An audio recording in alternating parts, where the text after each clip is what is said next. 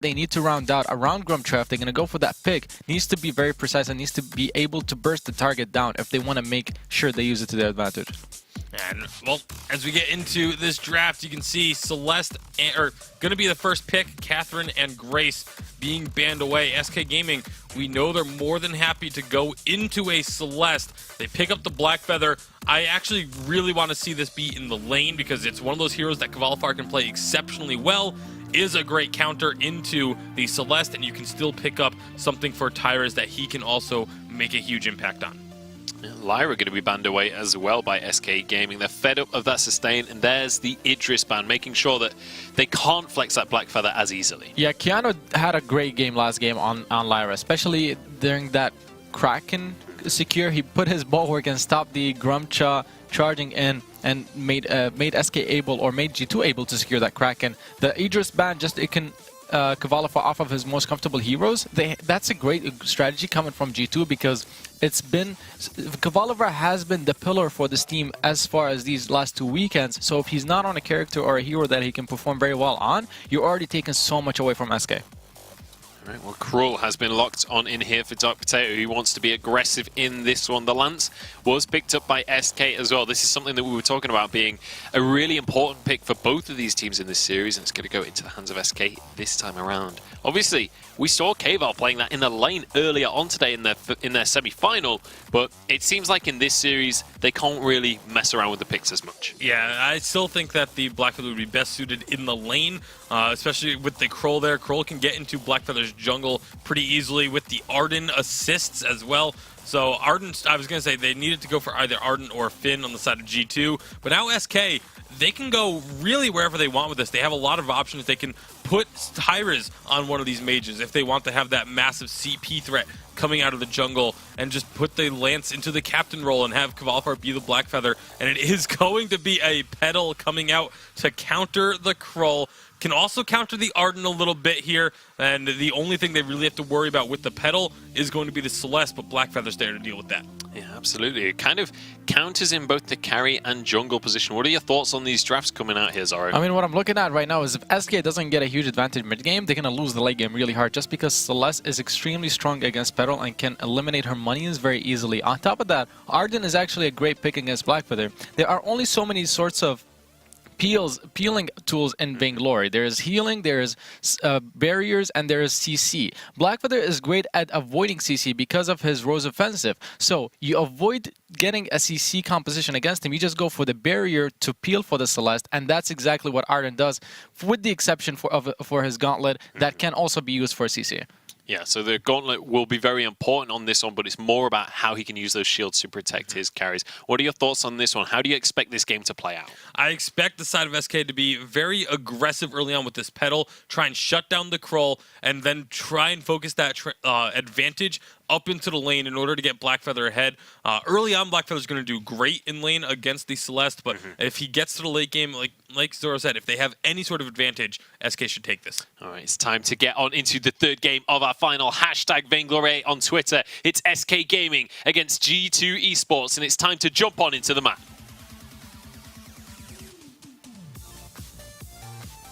And SK and G2 looking to take that #1 spot once more. SK Denominator have drafted a counter pick composition to what G2 have thrown down.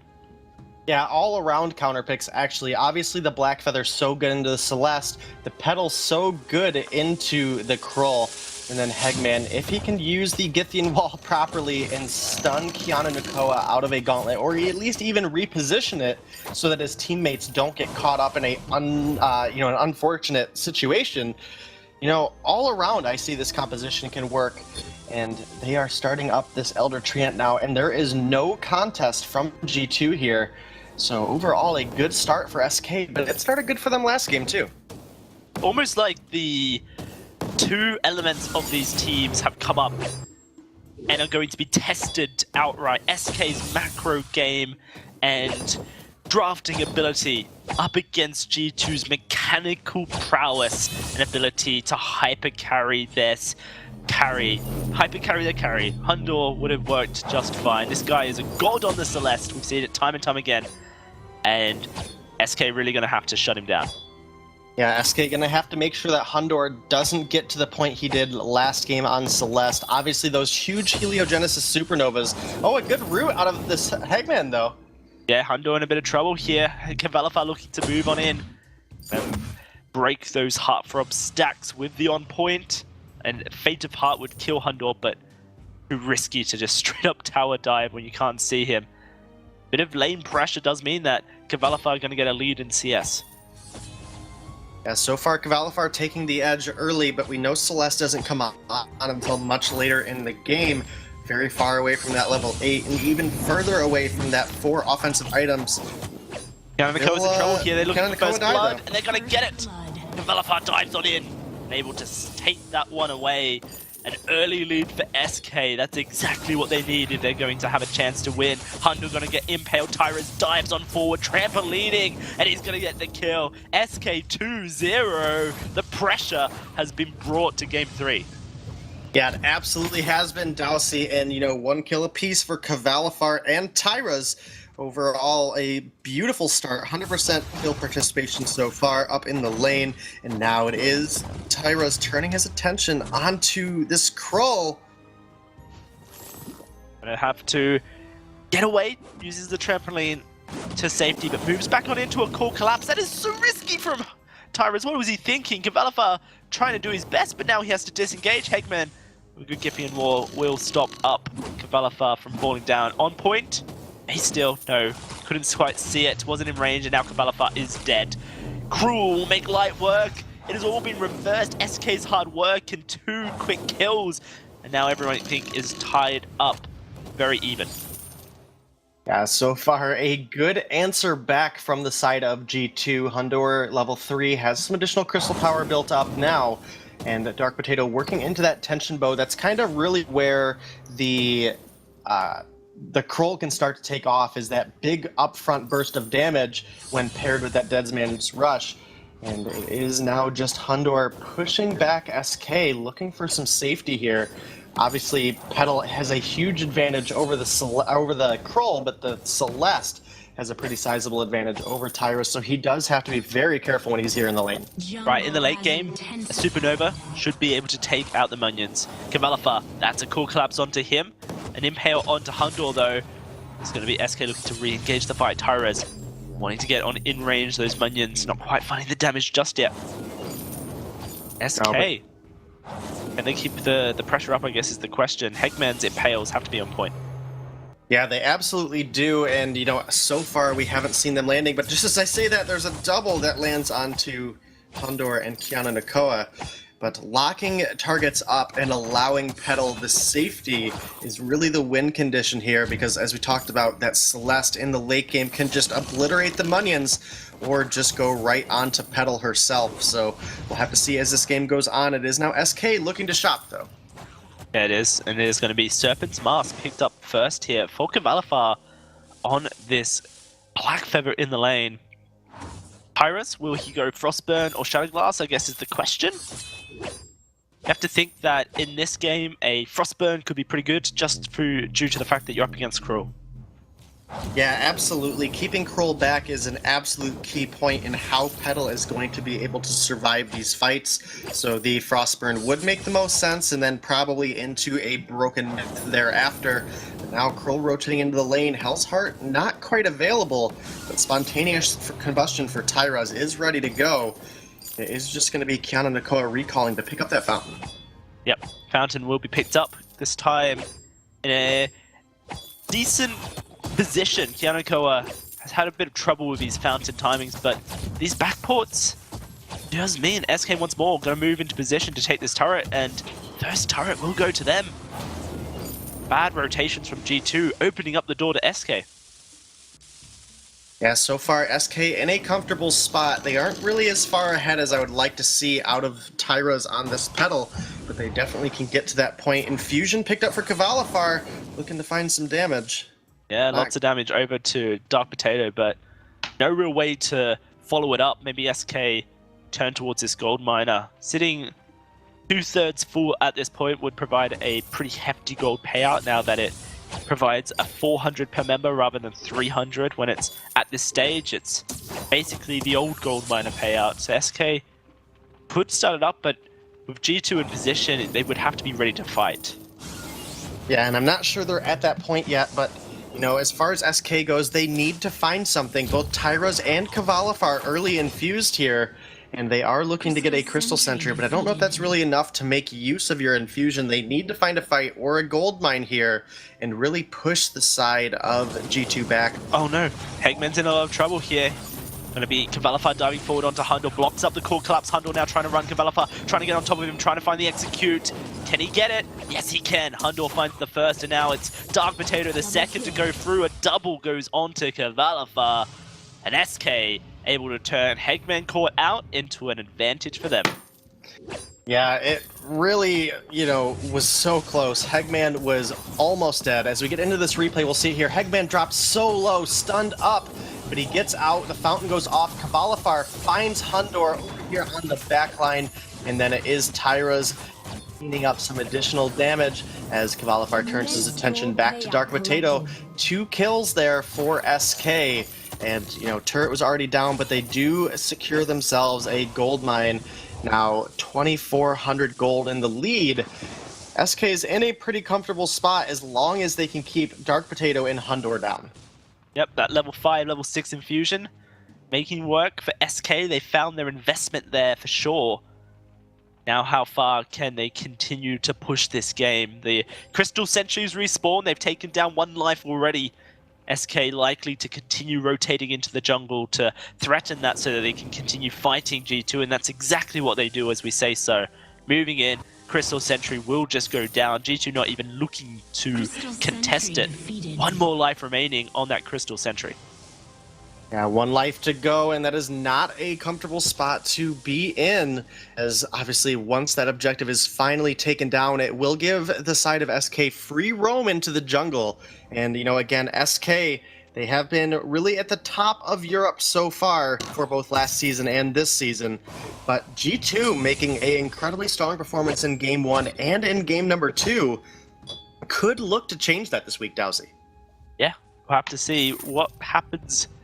If G2 can hyper carry back into this game, it'd be a spectacle. And once more, an absolute masterclass from the G2 squadron. Balafar taking a bit of damage. Pyrez is rotating up into lane. Kianakoa has his gauntlet available. This is a pretty big time for G2. See how they use that gauntlet, whether it be offensively or defensively, to keep Hundor alive. Currently SK just very content, pushing the wave in and then moving towards the jungle where that Lance has a lot more power due to the tight corridors and the stuns that Githyan Wall can provide. Oh, absolutely. That is not where you want to fight a Lance. Is anywhere where he can stun you up with that Githyan Wall. And so far, it is just Hundor trying with the best of his life to hold off on this turret. He's not quite at the power spike that he needs. He is level 9, so he has the overdriven range of those Heliogenesis, but he does not have the build to really ramp up the damage. Obviously, the Frostburn and the Eve complete, but no Broken Myth, no Clockwork, as SK works. Gets stunned up by a Hell's Heart. SK immediately disengaged, and Hundor in a lot of trouble as Kavalifar dives immediately on top. No fountain can save him. A kill for Kavalifar, and the gauntlet may just stop up SK. No, Githyan Wall, Dark Potato should go down. Gets a smite! Kills Kavalifar before he loses his life, and now Kianakoa last man standing as the Crystal Sentry is auto-attacking, keeping Tyra slow and Hegman, but they will just focus the Crystal Sentry as well. The ace means nothing. They can eliminate that Sentry from the map. SK continuing their reign of terror in this game, 3k gold up. Yeah, they didn't get the gold mine, but finding 2 kills and a Crystal Sentry is almost as good. So there's still time for them to take that gold mine, as it is not quite full yet. And we'll be there very soon, though. Kavalifar going with so much sustain. Serpent's Mask and Poison Shiv complete, looking to make sure he can survive that backline while he's on Hundor, as Hundor is getting closer and closer. Actually has the gold in pocket to get that Clockwork, and he's actually going to recall now to do so. And that's really where this Celeste will start to take off. But then once that Broken Myth is complete, Hundor will be like a totally different hero. The hyper carry potential of Celeste is so huge, and even Blackfeather with all this sustain can find some difficulty trying to live in that backline. Have to see how it does play out. It all is just sustain at this point for Kavalafar. Likely get himself a breaking point, but has to prioritize the defensives now. This is the point, I think, in the game that SK have to be the most careful to nominate. May seem like they're so far ahead, but actually, a slip up right now, a misposition, a over-aggression, this is the potential for G2 to immediately come back into this game and potentially take the series. Oh, they absolutely could, but SK is starting up this gold mine now, and there is absolutely no ray of hope for G2 to make it over here in time, so that's just going to extend SK's lead a little bit. And Kroll is struggling so badly right now trying to get items. This is the definition of all the eggs in the Hundor basket, as Dark Potato is so far behind right now on this Kroll. 36 CS to the 62 of Tyra's. That is not the position that G2 wants to be in, as SK continues to be dominant here. You know, it's all about, you know, the end game though, and Celeste is getting close to that point. Actually has enough gold to get some Pierce Dowsey, and that would go a long way against Kavalafar's Aegis. Let's see when Hundor feels comfortable going to get it. Currently clearing the wave. A big one stacked up here by SK. Infusion purchased by Tyra, as everyone on SK can afford them. They're just looking to find Hundor out of position, and Impale will most likely just be the end for Hundor, who's not been given the opportunity to go back to shop. Kavalafar diving onto the turret will take a bit of poke in the process. Pyra is able to put the pressure back down. SK finds an Impale, but it's a little bit too far out for Kavalafar and Tyra's to dive on in with Hegman, so they're going to have to just leave it for now. This turret surviving, not taking too much damage just yet. SK not really being allowed to poke it down just yet. Hundor being able to clear out the wave, being good for G2. That clockwork really making the difference in these long engagements and sieges. But an Impale onto Dark Potato. Dark Potato will be taken down to half HP. What's more, SK just chipping away at the block. Yeah, and SK doing a great job doing so. They're keeping Hundor and Dark Potato in a bad situation, but now, Kavalafar, are you too far out? Nah. He's gonna get out safely. To remember, this guy is a Black Feather. Dark Potato, though, he is, and he will go down. Gauntlet goes out, but Kavalafar immediately dodges it. Reflex blocks the core collapse, and Tyras will finish the job. Kiana Nakoa doesn't stand a chance. A double kill comes through for this pedal, and SK once more finding an ace. SK finding a beautiful ace. It was Kavalafar that took a lot of damage there at the beginning. Then Tyra's rotating up from the bottom was able to find a quick kill onto Dark Potato. From then, they turned their combined attention onto Hundor and Keanu Nakoa. They find an ace, they find 2 turrets, and we are getting ready to get into the Kraken spawning. But here it is again, Dark Potato taken down to half. And as Kavalafar is getting poked out, they are unsuspecting of Tyra's rotating up through the bottom. Hegman with a beautiful root and a stun coming out of the Githian wall. Gauntlet does come through, but Tyra's with a good block gets through, and just like that, it is a dead Hundor, and then a root and a Githian wall onto Kiana Nakoa, secure the ace for SK, and now 15 minutes into the game, Kraken is on the board, and G2 cannot afford to lose another fight like that. No, they cannot. Hundor has the goal to go get his broken myth, so he's going to rotate over to the shop and pick it up as we speak. SK literally a second off, able to secure that gold miner and get themselves the last gold payout for themselves. This broken myth has to be the point for G2 that turns the game around, or else it is curtains for the spring champions here.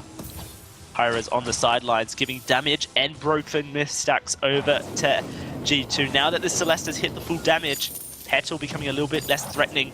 The main point for SK is by eliminating that Crystal Sentry, they've been free to roam around the jungle pretty much unseen due to the fact that G2 haven't been able to put down vision. By turning focus onto Dark Potato when Hundor's positioning too far out, able to catch G2 off by surprise. SK, if they take a Kraken and get an ace, this is game.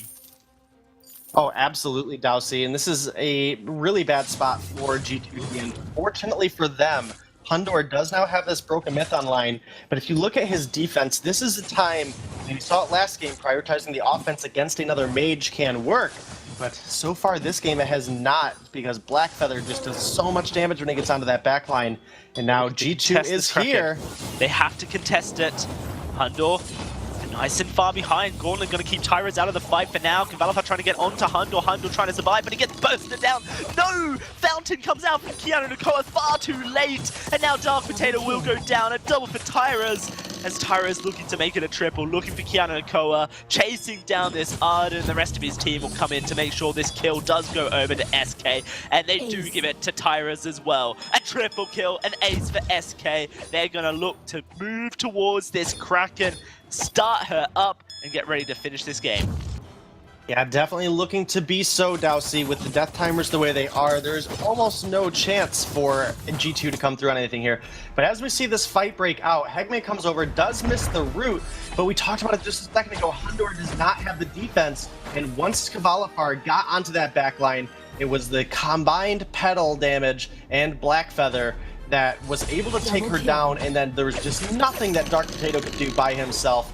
Keanu Nakoa tried to make it out, was unable to do so, and now, Dowsey, the Kraken is unleashed, and only 2 turrets stand between SK and a second week victory. Oh, so good for SK in their chances of being European representation in Singapore in December at the Vainglory World Championships. They really want to make that case for themselves. Hegman with this Echo on the Githian wall, providing so much CC for the team, as we saw in that last team fight. And now it is just this Kraken to move on into the base. Cavalifar dodging out these Helo Genesis, but is getting tagged up every now and again. Here we go. Hegman misses the Impale. Dark Potato Hundor trying to deal with this Kraken whilst SK move on to try and take down this Vein Crystal. Hegman goes on in, Gauntlet goes on out. Hundor able to get away from Cavalifar as Dark Potato moves on in, but Tyra is looking to take down Keanu Nakoa. SK are split, but here comes Cavalifar once more, looking to finish the game, not looking for the damage, and he will go down. Hundor, Dark Potato finding one apiece, and it's only Tyrus left alive, goes down for the double. It is an ace coming through for the side of G2, and they have the damage to deal with the Kraken. Yeah, they do, Dowsey, so that will be another fight SK now has to win. But will it be enough? It's so tough to tell at this point. They find a great ace, and we see this all too often, Dowsey. Teams just don't push safely with the Kraken.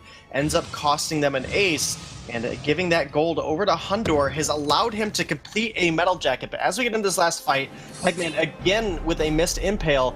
Heliogenesis chunking Tyra's down so far, but Cavalifar is not even looking for damage onto Hundor at this point. He's looking for damage onto turrets.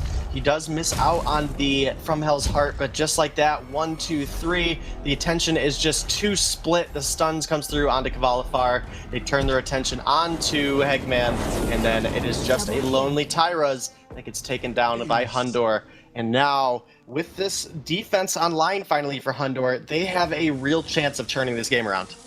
An exposed Vein Crystal turret reminds me of Game 1. Back when this series began, Denominate, and how long G2 were able to hold off the force of SK. Hundor stepping up, playing out of his mind. Well, again, it will have to be the same story if G2 want to take this final.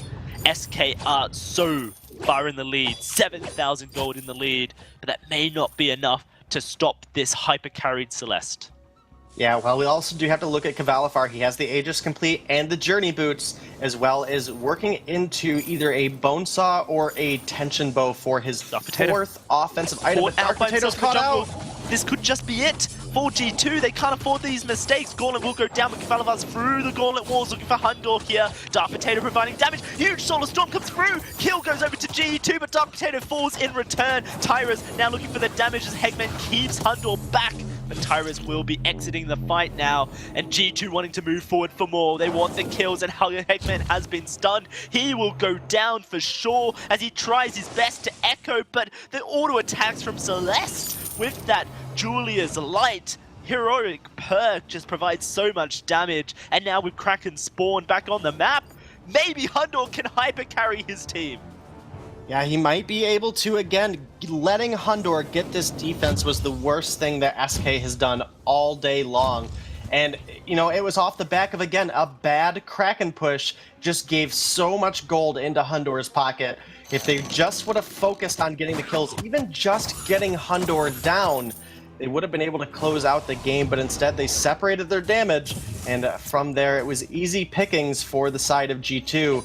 And like I said, now that Hundor has this defense, they are in a real position that this could be a pretty close game, almost like a game one scenario. You know, we're 22 minutes in, Dowsey, and you know, we're a couple fights away from a G2 win, but only one fight away from an SK win. Yanako is sitting very close to getting an echo for himself, could just turn fights in the favor of G2. Great disengage comes out of G2, look at the damage coming already for Hundor, stacking up that broken myth, looking to get a Solar Storm ready to go. But Kiana and Ko are going to take too much damage here, going to backport, maybe they give him this tree end? Yes they will, give him the tree end, make sure he gets those heals so he can stay in the fight. SK are backporting, that gives G2 priority over the middle of the map here. How do they use that priority is the question. Maybe they can't even do so. The minion wave pushing means Hundor has to deal with it. Yeah, it absolutely does. You know, again, this is a exposed Vein Crystal for the side of G2. And unlike the first game, there is no Lyra this time around, so no backdoor attempt, well, at least safe backdoor attempt. So that is something to make note of. Malafar has actually sold his Pierce and gone into a Slumbering Husk, but here we go. He's trying to get onto the back line here. Is going to be Gauntlet going down, but Kavalafar escapes it, has that looking to try and take Hundor. He gets the kill! The Slumbering Husk, as you were mentioning, it procs, and it keeps Hundor, Kavalafar alive. Now is Dark Potato going down. SK find the double kill for Kavalafar, and Kiana Nakoa will go down. Kavalafar wants a triple. Kavalafar will have his triple. Denominator, you're trying to make the point, but I think that clip made the point for you. SK will take the game, the series, the win over G2. A phenomenal series, so long as well, but so hard fought. Yeah, and like I said, Dowsey, just one last fight for SK was enough to bring it through, and SK back-to-back now, they are the champions again, and again, Hegman, just an outstanding performance here on this team. You know, obviously, Araf not able to join us every week, and I think they found a pretty good replacement, Dowsey. I think he's made his point. Has certainly made his point that he